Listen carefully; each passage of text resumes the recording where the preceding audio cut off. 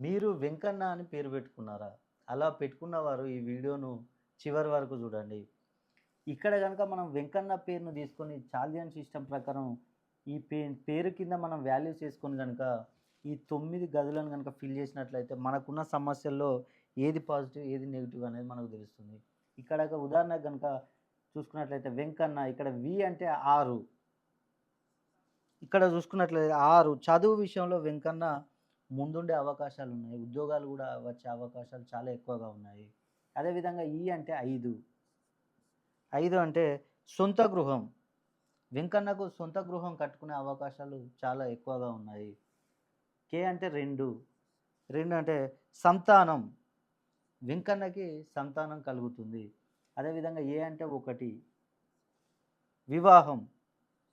ఇక్కడ వెంకన్నకి వివాహం కూడా జరిగే అవకాశం ఉంది.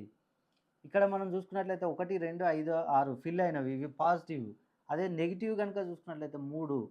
3 అంటే రిలేషన్‌షిప్‌లో వెంకన్నకి కొన్ని సమస్యలు వచ్చే అవకాశం ఉంది. 4 రుణ బాధలు.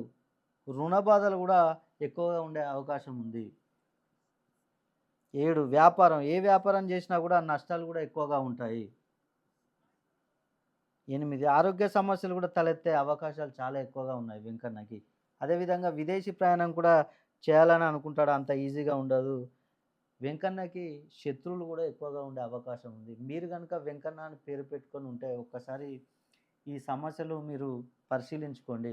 అదేవిధంగా వెంకన్న అని పేరు పెట్టుకున్న వాళ్ళందరికి కూడా ఇదే రకంగా ఉండదు. ఎందుకంటే వారి డేట్ ఆఫ్ బర్త్‌ని బట్టి కూడా మారుతూ ఉంటుంది. కాబట్టి మీరు వెంకన్న అని పేరు పెట్టుకొని మీకేమైనా సమస్యలు ఉన్నట్లయితే ఒక్కసారి మీ డేట్ ఆఫ్ బర్త్ నాకు పంపించండి.